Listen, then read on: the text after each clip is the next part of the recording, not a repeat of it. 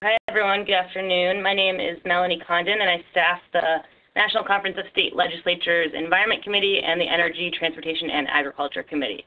So I'm just going to welcome everyone today to the webinar on the Restore Act and Gulf Coast cleanup following the BP oil spill. Today's webinar is co-hosted by the NCSL's Environment Committee and the Energy, Transportation, and Agriculture Committee. As a reminder, today's webinar is the third in a six-part series of e-learning webinars that a number of NCSL committees are putting on, including the Energy, Transportation, and Agriculture Committee, the Environment Committee, Communications, Interstate Commerce, and Financial Services Committee, Human Services and Welfare Committees, and the Hunger Partnership. A recording of our first two webinars, which took place the beginning of June, one on the 2013 Farm Bill and the other on alternative fuel vehicles, can be found on our website at www.ncsl.org.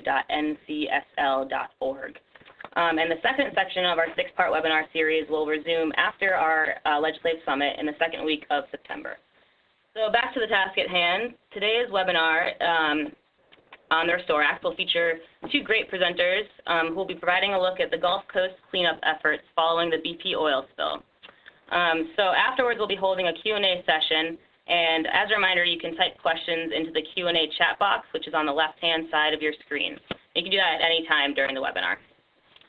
So I am pleased to introduce our first speaker, Rachel Jacobson, the Acting Assistant Secretary for Fish, Wildlife, and Parks at the Department of Interior.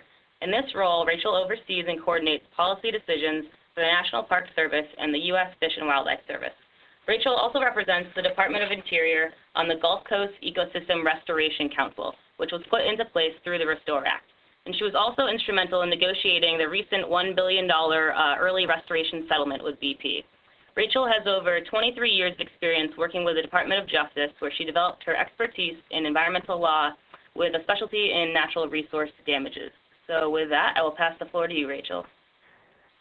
Thank you. I hope you can all hear me. Yeah, good. Well, hello, everybody. I have some slides to aid in this presentation. And what I'm going to talk about is just generally where we are, the state of play in terms of Gulf Coast restoration from the various pots of money that are related to the Deepwater Horizon oil spill and the authorities that support that funding. And then finally, just a very brief slide at the end, because there was a question asked about how is this restoration, this large-scale ecosystem restoration, going to affect oil and gas leasing. So I'll have a quick slide about that. But anyway, we'll try to go through quickly so that everybody has a chance for questions in the next presentation. I'm going to start with natural resource damages before we get to restore, because the Oil Pollution Act, which was passed in the wake of the Exxon Valdez oil spill, in 1989, amended the Clean Water Act specifically to deal with discharges of oil and large oil spills. And included in the Oil Pollution Act is a provision for natural resource damages, which allows trustees, in this case, where the trustees are the state and federal agencies, in certain cases it could also be tribes, to present a claim to the responsible parties for damages for injuries to natural resources from the oil discharged.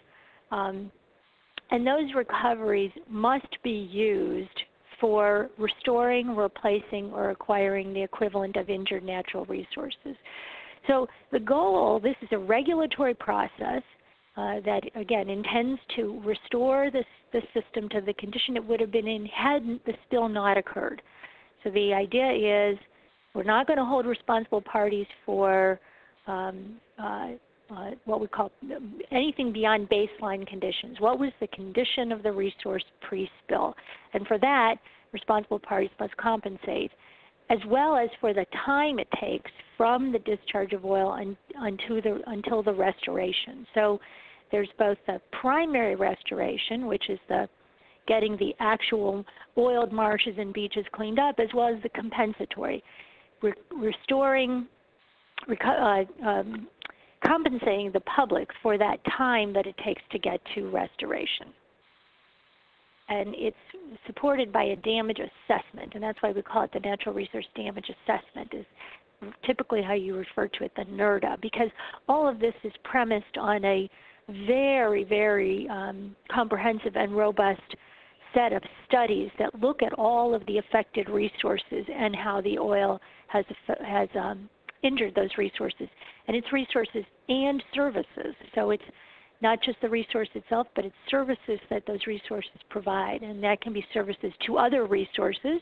So a reef may provide services to other resources such as oysters and other fish. And a resource may also provide services to humans. A beach provides service to humans because humans recreate on the beach. So you get the picture there. We did secure from BP on the 1-year anniversary of the spill a $1 billion,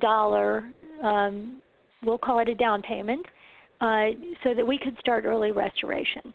And the way that billion was allocated, and again, this was the 1-year anniversary of the spill. We didn't have a lot of information yet about, what was the extent of injury and where. We had some idea, but we had to make some rough cut about how we would allocate that billion. And we did so at the time. There were only 2 federal trustees. Now there are 4, but at the time there were 2, Department of Interior and NOAA, and then of course the 5 states. So we allocated $100 million to each state trustee, $100 million to each federal trustee, and the other $300 million are for state-selected projects, state-proposed projects that are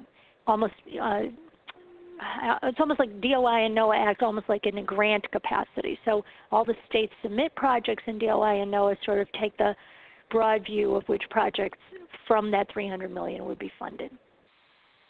And the point of this was to begin restoration before the full damage assessment is complete. The damage assessment that's ongoing now involves literally hundreds of studies. It is very comprehensive, and it could take a few years to finish it, but we don't want to wait that long to restore resources. There are many, many studies and evidence that show that the quicker you can get to restoration, the more resilient the resource and the better and robust the restoration that can be accomplished. And as mentioned before, the projects address both the injury to the ecological resources but also to the human use. So we have a lot of human use projects because these are the most tangible and immediate projects that the public notices. They know when their beaches are closed. They know when their fishery has been closed. They know when the oyster production has been reduced. So a lot of the states focused on human use projects, but still the vast majority of projects so far are for ecological purposes. We've had now 2 completed phases of planning for early restoration. First phase, $62 million. Second phase, about $9 million. Those 2, first phase 1 and 2, were about 10 different projects. We recently announced our beginning of our planning process for phase 3. That's about $600 million worth of projects. And the proposed projects so far, there's roughly 30 of them, but they will undergo a full public process and screening before they are finally selected, and that is beginning this summer. The types of projects for early restoration, they're located in all 5 states: dunes, marshes, barrier islands, oyster reefs, bird and sea turtle nesting habitat, beaches, and as I said before, recreational access. Now the Restore Act. We were very, very pleased that Congress was able to pass the Restore Act, because otherwise any of the penalties, as opposed to the damages, the natural resource damages, the penalties under the Clean Water Act would have otherwise gone to the Coast Guard here for the way the law is intended is penalties for oil spills go to the Coast Guard so that the Coast Guard has a nice sum of money for the next oil spill to respond to it and to do all the upfront funding that the Coast Guard needs to do.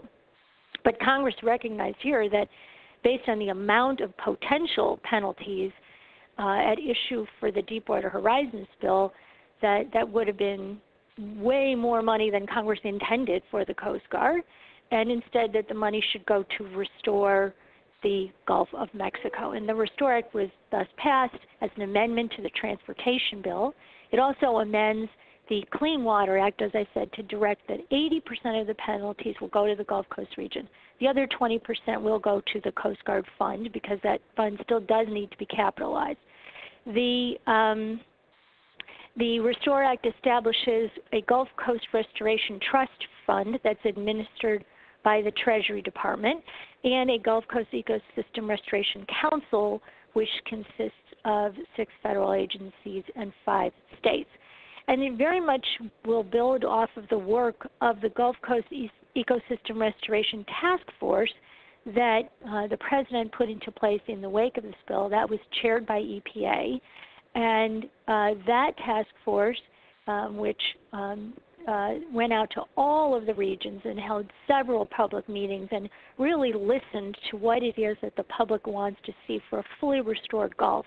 And they published in 2011 a restoration strategy.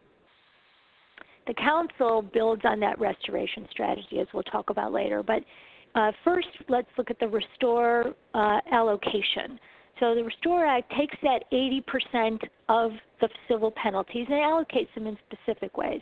35% in equal shares to the 5 states for restoration of natural resources, but also job creation, improvement to state parks, infrastructure, flood protection, and tourism. There's clearly an economic component very clearly and directly in that 35%.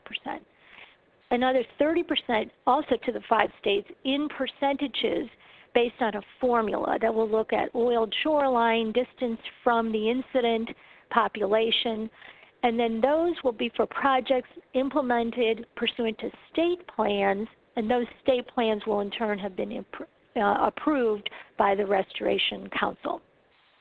30% will go directly to the Restore Council to implement projects under the Comprehensive Plan, and that the Comprehensive Plan is what the Restore Council is charged with coming up with, and that is largely an ecosystem restoration, although there's question about how the Comprehensive Plan will also support the economy, and we are taking the position that ecosystem restoration is good for the economy because there's clearly plenty else in the Restore allocation that goes directly for the economy, economic projects.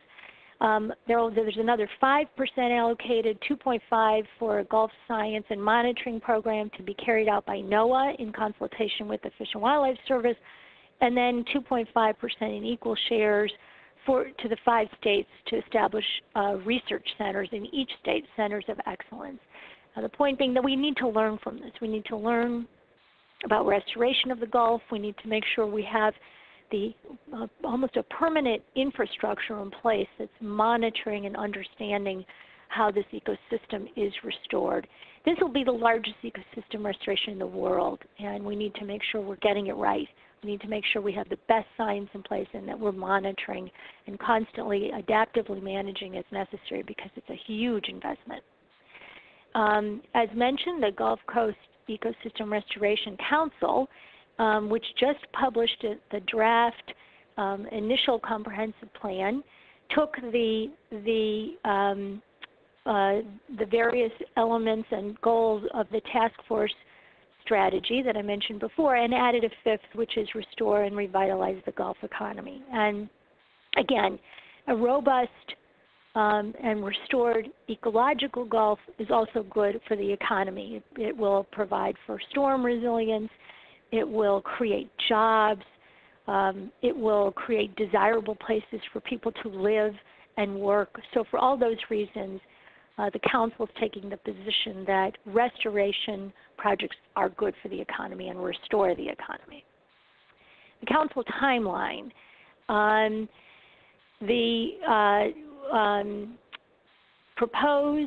very early proposed comprehensive plan, which was really just a outline blueprint, was released in January. There were public sessions held throughout February and March. Just now in May, the Council released the first draft initial comprehensive plan called Restoring the Gulf's Ecosystem and Economy, along with the programmatic environmental assessment to go along with that. The Council, as you will probably all have heard, has just extended the comment period to July 8th. It would have been have passed by now, but it's extended to July 8th. And very soon, the Council will release its final initial comprehensive plan after examining the comments, and the Treasury Department will release the draft procedures and the regulations for funding the project. So far, here's the breakdown of the funding that is in place so far from various sources for Deepwater Horizon, resulting from the Deepwater Horizon oil spill, and this is funding that can support restoration in various ways. MOEX, which was one of the partners owning the well, paid $90 million plus $20 million in land acquisition. BP, in a part of a criminal plea for restoration, paid $4.5 billion. $100 million of that goes to the North American Wetland Conservation Act fund that's administered by the Fish and Wildlife Service, and I have a slide about that later. About $2.4 billion of that goes to the National Fish and Wildlife Foundation. There will be a slide about that later. $350 million goes to the National Academies of Science to look at science for safety and operations. We don't know yet what the BP civil penalties under Restore will be, because that proceeding is ongoing. There was a first phase of a trial, and there will be a second and perhaps third phase, or a settlement. We don't know, but at this point we don't know the number.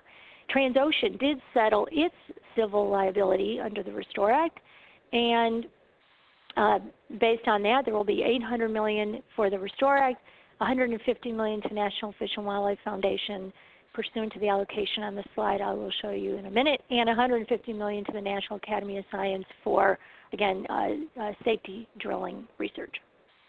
Now, the National Fish and Wildlife Foundation, who were the recipient under the criminal pleas of about $2.5 billion, set up a fund with that money called the National Fish and Wildlife Foundation Gulf Environmental Benefit Fund. That fund is supposed to support projects that remedy harm to natural resources where there's been injury to, destruction of, or loss of use of resources resulting from the oil spill. And they will give priority to projects that are contained in resource management plans, that are cost effective and maximize environmental benefits, that are science-based, of course, and produce measurable and meaningful conservation outcomes. The allocation for National Fish and Wildlife Foundation funding from the BP and Transocean criminal money is 50% to Louisiana for implementation of its Coastal Master Plan, which is mostly barrier islands and river diversion, and then 14% each to Alabama, Florida, and Mississippi, and 8% to Texas.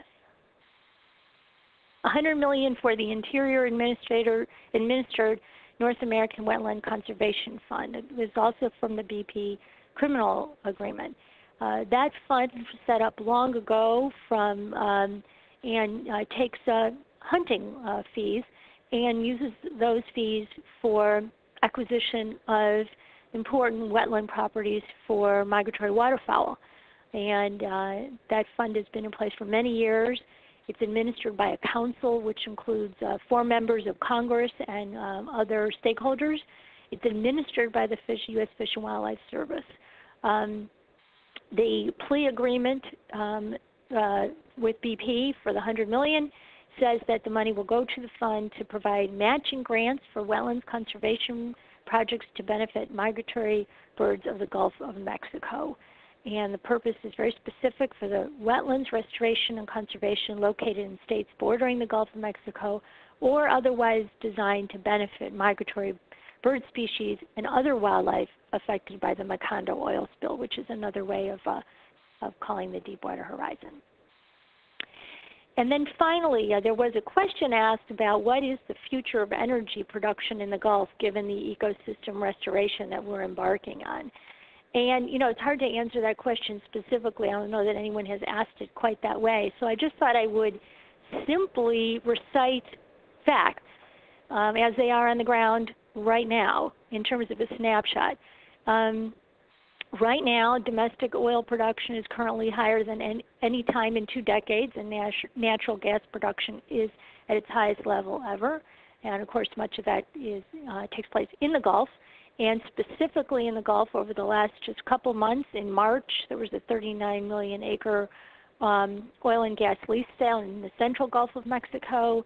And there was a western Gulf of Mexico sale that netted 133 million in high bids. In April 2013, there was a 20 million acre oil and gas lease sale on offshore Texas, and the Bureau of Ocean Energy Management completed a final review for 2 lease sales in the Gulf. And in May of 2013, we just recently announced studies about gas hydrates in the Gulf. Again, with the intention of looking at what are future exploration possibilities.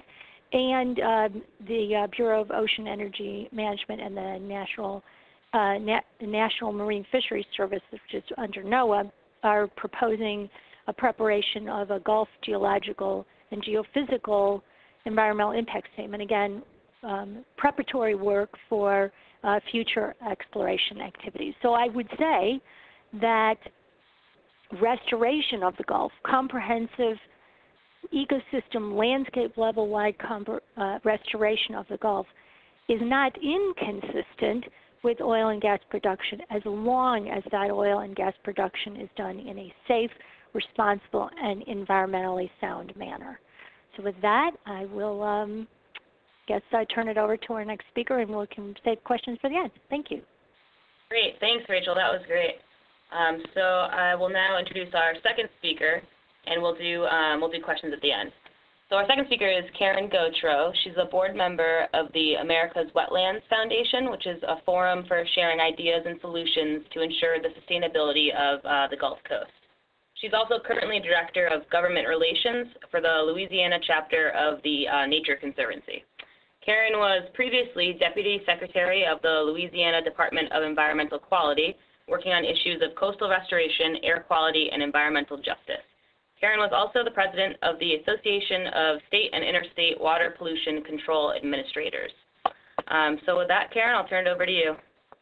Again, my name is Karen Gautreaux. I work for the Nature Conservancy, but I was asked to be here as part of the America's Wetland Foundation board. And Melanie, I don't know if you mentioned the America's Wetland Foundation is about 10 years old. The mission was outreach and education about the importance of the Mississippi Delta ecosystem to the nation. And in the 10 years that have followed, we've shared common issues across the Gulf and up and down the Mississippi River. We were very happy to support the Restore Act as an important opportunity to address the degradation in the Gulf and help make a resource that's important to us all resilient. So with that, I will get going again. I apologize. Okay, so some of this Rachel has covered, but basically what I wanted to talk a little bit about was the coordination that's going to be required among all of the Deepwater Horizon funding initiatives, including Restore, NERDA, and the settlements that Rachel just did a very nice job of going over. And along with that, what are kind of the unknowns or uncertainties or variables that we're dealing with as this process unfolds, and maybe just a few thoughts about how we might move forward. So this I did not put up to scare you, and I apologize. I'm sorry, I advanced one too many. But I thought this was an excellent graphic by the Ocean Conservancy, who gave me the opportunity to use it, not so much. And I'll provide the original PDF to the staff meeting this call, but you can see that there are a lot of restoration streams that will impact each other. And to the extent, and I will say I'm most familiar with Louisiana's initiative since I'm based in Louisiana, there are, not only do we have to coordinate, some philosophical issues have arisen. For example, I've heard the person representing Louisiana say, if we use our Restore money to do restoration, does that change the, they will even say crime scene for Louisiana? So, along with the obvious desire to be efficient and coordinate as much as possible, you can just see it's a very challenging effort. The other thing that is a little bit of a challenge is that many of the, as we all know, all of our agency staff are very constrained, and as I understand and have met several there, some are pulling double duty. In a tight resource time, that's, you can understand it's a challenge, as well as an advantage in coordination, because, at the same people are engaged, that benefits everyone. So I will go on from that. So this is just a little overview, and again, Rachel gave a very nice description of all the pots of money, so I won't belabor that any. But one thing I will offer, and I'll go through a little more detail, is that one of the challenges that as a nonprofit or along with our partners, agency partners, there are a lot of different things across the Gulf, the way that the states are proposing to address some of their funding streams. So I think this, anyway, gives you an overall appreciation of how the Restore funding flows. So, again, I will be repeating this a little bit and going through too fast, but we have all of the details. One thing I will do mention is the plan is appreciative of all the previous efforts, such as the task force strategy, and it also takes into mind other plans the states may, comprehensive plans that the state may have developed. So the idea is not to start from scratch on a resource that we care about and have worked on for quite a while.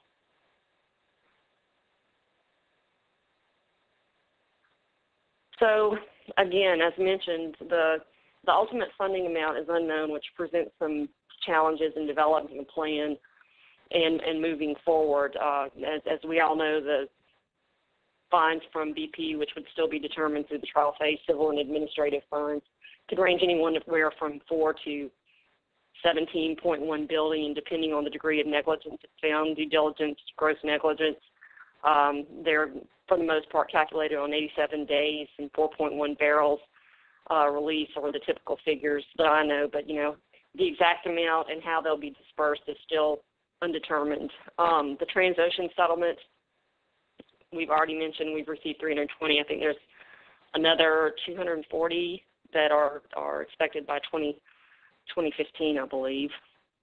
But along with the idea that resources are scarce, so far none of the, as far as I know, no of the monies that have been received so far have flowed into any activities, including staff resources. So hopefully that will change in the near future. I know that people are working on that.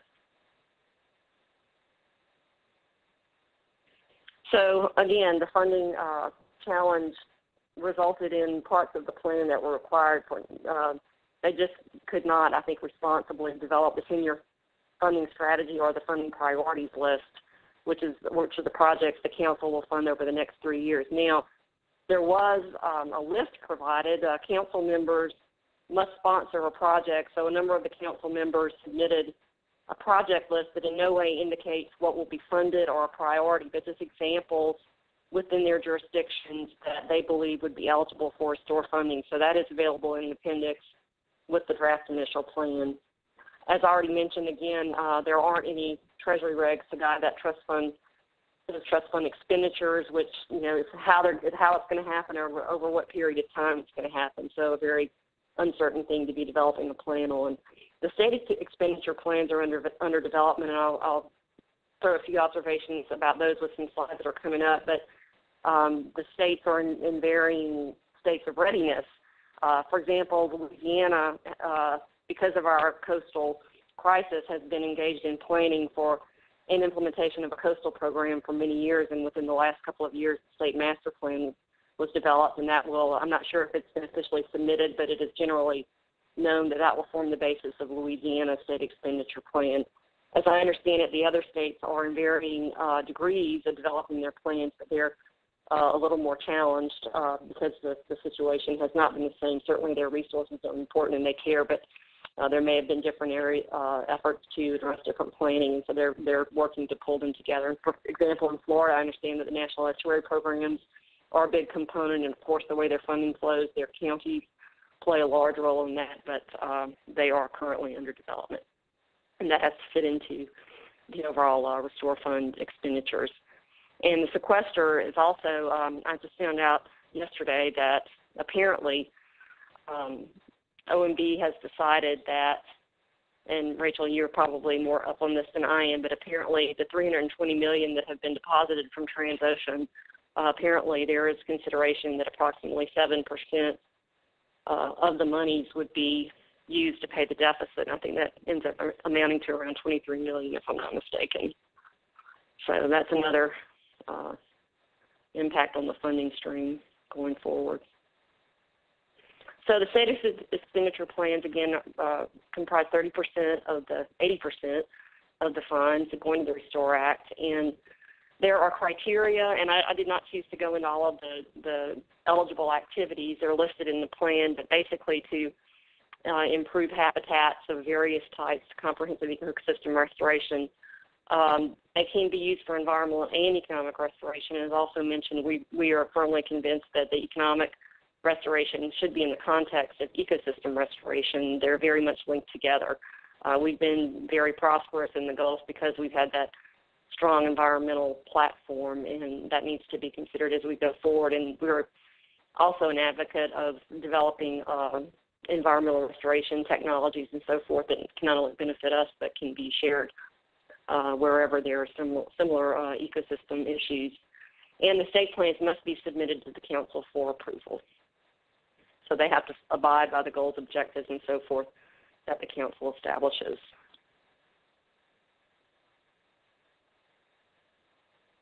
So the plan, as it's stated now, has certain goals, and I won't read them, but you can see they are, I think, what we would think of as traditional conservation and habitats. Water quality is, of course, an issue throughout the Gulf, and we would probably suggest that quantity and freshwater flows are linked into that, so perhaps restore water resources. Again, I'm not going to read, but also the idea that these projects, we can look at green infrastructure with enhancing community resilience, where we have strong coastal ecosystems like the marshes in Louisiana, reefs and so forth, that if we can establish, many times natural projects have lesser maintenance and operations. If we can, whenever it's possible, make those two go together, it's to all of our advantage. And of course, again, economic activities that bolster the ecosystem.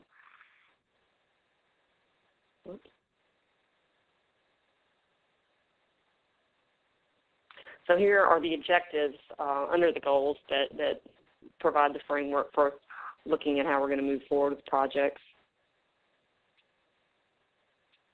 And I would call attention, because this is a recurring theme, if you'd look to improve science-based decision-making processes, this is going to be very important, as I think we need to have expectations, measurable outcomes, and the ability to look at how our projects are performing, so that will guide future investments. And also, to a certain extent, when you do restoration projects, it's very, very important to understand what's going on, again, so we can make good decisions. And one challenge that we all share, I think, is that there is always an interest in building something, and very frequently not so much an interest in monitoring and creating a good adaptive management network. So that's one thing we would support doing to guide our future investments.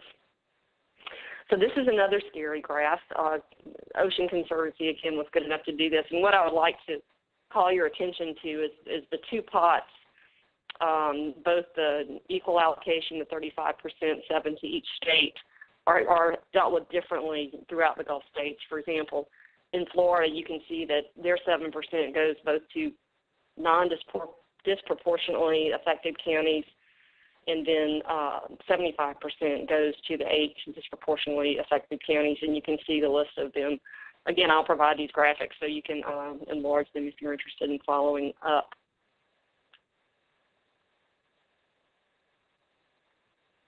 And then the allocation formula is also for the 30% pot, but it's a different one.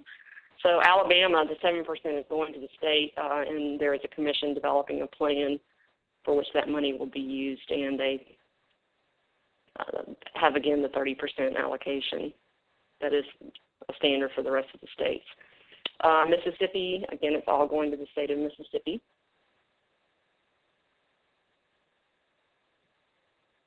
And in Louisiana, there is a split between local government and the state for the 7% pot, with 70% going to the state, 30% going to the local government. And, from our perspective, how can we, and I think this is true of all of the states, how can we make sure that these, while the council has no discretion over the state allocation, certainly we want to from our perspective, advocate for coordination, and I know that's the intent of everyone. And, you know, I'm thinking back to an example with our Coastal Impact Assistance Program. One thing that the state of Louisiana might consider, and we would offer it as a suggestion, is to cost share projects that they are interested in seeing moving forward with the local government. And that worked out pretty nicely with our CAP program and might be a consideration for a strategy here. And Texas, the 7% is going to the state of Texas. They'll determine how to use it. And I would say, too, that Ocean Conservancy regularly updates these set of graphics. You may notice that some of the cabinet officials are different. We had some recent appointments to Commerce, EPA, and Interior. And besides those corrections, I think it's still pretty accurate. And you will not find those on the web, but again, I've been authorized to offer them to your organization if you'd like to get them. I find them a very valuable resource because I get confused sometimes about who's doing what in each state. So here are the evaluation criteria. So first, it's projects that make the greatest long-term contribution. Then large-scale projects that sustainably contribute to restoration and conservation. Then the existing Gulf Coast State comprehensive plans for protection and restoration. I did not add the ecosystem natural resources, which include beaches, wetlands, barrier islands, and so forth. But then and also the projects that restore long-term resiliency of natural resources that were impacted by the spill. And so some thoughts for moving forward, and these are in reverse order actually, so I'll address them in reverse. But here you see an oyster reef that GNC has actually built.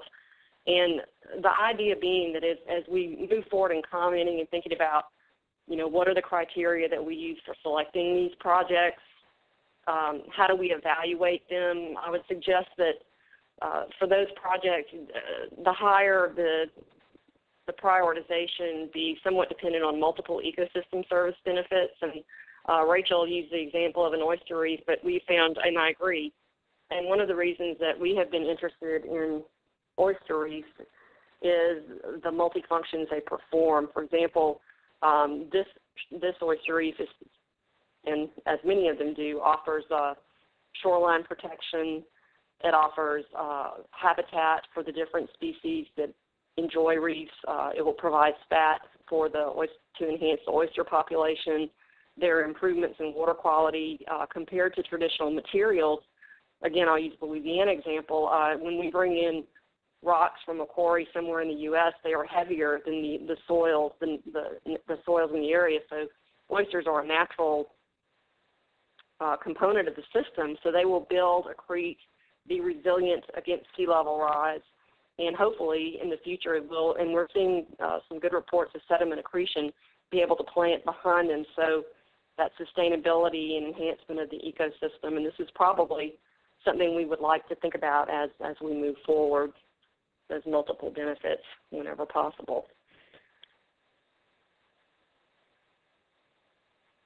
And I'll just say thank you, but one thing I do want to stress is that as much, and it's appreciated as this funding is associated with the oil spill, the Gulf ecosystem has been in a degraded condition for quite a while, and I would think that this gives us a wonderful opportunity to provide a good foundation for restoration, but that's something we need to continually think about and invest into the future after these funding opportunities are gone. But we're very grateful in the meantime and look forward to working with the council, local governments, state governments, stakeholders, and whoever is interested in the Gulf to move these efforts forward. And with that, I'll look forward to questions. Great. Thanks very much, Karen. That was great. So now I'll open things up to the audience. If anyone has any questions for our presenters, you can submit questions via the question and answer chat box, and I can read them out loud for you, or we can take them over the phone. So operator, if you could please begin the question and answer now. Thank you. The floor is now open for questions. If you do have a question, please press *1 on your telephone keypad at this time. Questions will be taken in the order that they are received. If you are using a speakerphone, we ask that while posing your question, you pick up your handset to provide favorable sound quality. If at any time your question has been answered, you can remove yourself from the queue by pressing 1. Again, ladies and gentlemen, if you do have a question, please press *1 on your telephone keypad at this time. Please hold while I poll for questions. Operator, are there any questions? There appear to be no questions at this time. All right, well, I will take liberty as the moderator to get things started here. So, Karen, you touched on this quite a bit about, how the states are going to decide how to use the money. Recently, I saw that in the Louisiana state legislature, they just voted down a bill that would ensure that the money from the BP couldn't be diverted to fill budget gaps. So I'm curious, do you think that state legislation like this is necessary, or do you think that the Restore Act goes far enough to protect how the money is spent, and, what sort of is the autonomy that states get and how they can spend this money? Well, I think that there were two bills in the last session, the previous to this. One was a statutory, was a statute, and then the constitutional amendment essentially did the same thing. Well, I'm sorry, I said that backwards, but the statute was a companion to the constitutional amendment.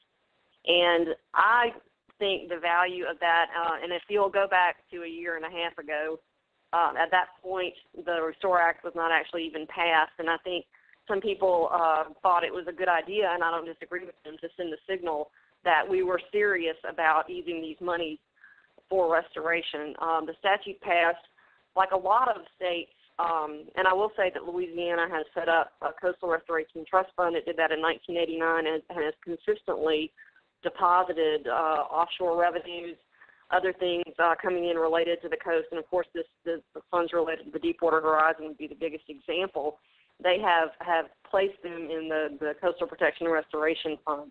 Anytime there's any initiative in the state, citizens are asked to vote on, it always comes in very high in terms of 70 to 80% of the whole state's population, not just the coast, voting to dedicate it. When you flash forward a few years, what's happened to Louisiana and a lot of states is times are very tough, and I think the authors of that legislation wanted to send a signal that we were still keeping it up. There are other powers in the legislature that don't like having discretion taken from them. So I think that these are some of the elements that we heard about, that it was more a move to not dedicate any more money in a state that's already hamstrung, but I don't think it was any kind of indication. And I think when the federal regs come out, that was another thing. I think there could have been a signal saying this is how we're going to have to spend the money. It would have been a little bit stronger. I personally don't think the funds are in jeopardy, and we do have a statute that deals with that. But I think there's been a very strong commitment from the state to use these funds for coastal protection and restoration. And this is Rachel Jacobson. I'll just add to what Karen said when she was talking specifically about Louisiana. The Restore Act itself contains provisions that really make very clear that as a condition of receiving any money from the trust fund, the recipient, and whether it's the state or the entities described in the statute, have to agree to meet the conditions that the Secretary of the Treasury Department, is going to put in those regulations. And there are going to be audit requirements, and the monies must be used in accordance with the law. And they have to certify that it's been used in accordance with the law and for all the specific purposes of the law. And if the Treasury Department finds that they did not do so, that they didn't spend it appropriately or certify appropriately or follow the regulations, the money will be withheld going forward. Future allocations of money will be withheld going forward. There will also be periodic reports to Congress. So, and we've already had one hearing. It was, I guess, the week before last. I don't remember exactly when. 2 weeks, 3 weeks ago, June 6th. There was a hearing before the Senate Commerce Committee. I expect there will be many hearings where Congress is going to talk with the states and the federal agencies about what we're doing. So, I'd say any state that takes its money and uses it outside the parameters of the law and implementing regulations does so at its peril. Great, thank you. Operator, are there any questions on the line? There appear to be no questions at this time. But again, ladies and gentlemen, that's *1 on your telephone keypad at this time. I'll make a comment generally if there's still no questions, and that is that I probably should have had a whole slide dedicated to this, and I'm remiss for not having done so. And that is the public engagement, the public process, the stakeholders. That is critically important here at every single step of the way. There will be advisory committees set up. There will be public hearings. There will be public outreach. And it cannot be stressed enough how much all of these processes, I can't speak for National Fish and Wildlife Foundation, they are a private foundation, but even there, all of these funding efforts and projects and plans will be a product of full public engagement, stakeholder input, and there are so many important partners who've been working on these issues for decades that we as government entities will rely very much on those partners and their all the brain trusts that have been thinking about these issues as we go forward. That can't be stressed enough. And this is Karen. I'll add on to the, I'd like to commend the council actually for going out of their way. I know that some members went to DUAC, Louisiana the other day, and at the request of some citizens groups, and throughout the process I've seen a real openness and willingness to work with all stakeholders. So I know it's a challenge, and I really commend them for that. So we have a question in the chat box, wondering how the National Fish and Wildlife Foundation was chosen to get the funds that they're receiving. This is Rachel Jacobson. I mean, we're not privy exactly to how that was done because it was a part of a criminal plea agreement between BP and the Justice Department on one hand, and then Transocean and the Justice Department for the other criminal plea as approved by the court. Now, I will say that National Fish and Wildlife Foundation, which is a congressionally chartered foundation, has in place a program where it plays a similar role, obviously on a much smaller scale, and that is it can receive as part of a settlement of a criminal or civil case, or in mitigation in a permitting context, it can receive and hold funds for mitigation purposes that are specific to the court order or the mitigation plan, and then act as the granting entity to make sure the funds are used for the intended purpose. And that's especially so where appropriations law and other prohibitions in federal law, for example, prohibit the federal money from taking and holding money. For example, the federal government cannot take into the Treasury, well, no, we can only take into the Treasury criminal fines.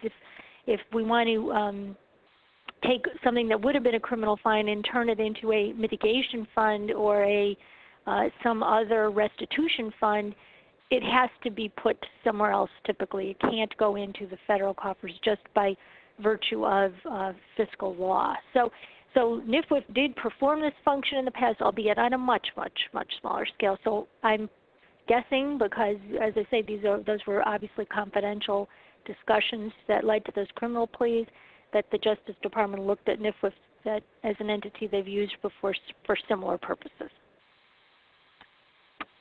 Okay, great. Thank you. Okay. We do have a question from the phone line from Nedra Davis. Please state your question.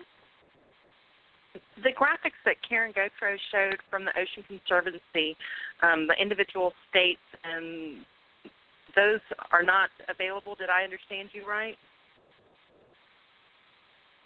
Well, the Ocean Conservancy does not put them on their website, and I think it's more of a case they feel like they could be a little confusing. They're happy to share them, but that's really my understanding. They're kind enough, and I'll be glad to send the NCSL organizers that graphic, or I'll be glad to send it to you, and you can contact Ocean Conservancy. They're not at all top secret. I think they were just a little concerned they were speaking to the general public, so that's why they're not on their website. I understand, so I can contact them directly so that I can look at it a little closer. Yeah, and they keep them up, try to keep them updated, so I'm sure they'll be delighted to share. Okay, great, Karen. Thank you. Mm-hmm. And I can. This is Melanie. I can help connect you two and share the slides. We'll have the slides online, and I can share the Ocean Conservancy slides with you as well, Nedra. Thank you, ma'am. You are welcome. All right. So, are there any other questions on the line? There appear to be no further questions. Okay, well, hearing no more questions, I will go ahead and conclude today's webinar.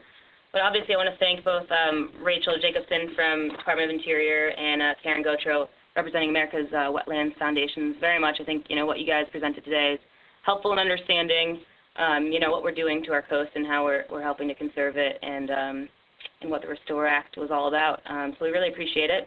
And for anyone that joined late, or for, you guys that want to see the presentation later and see that information that both our presenters had, we will post them online probably early next week, and I'll send that link around when we have it. And then as a reminder, we'll start back up our second half of our 6-part webinar series in September after our annual legislative summit, which and details of the summit can be found on our website. And for anyone on the line that hasn't registered yet for our summit, I would go ahead and plug that and tell everyone to head to our website and come visit us in Atlanta for our legislative summit. So with that, I'll go ahead and conclude, and I want to thank everyone for joining.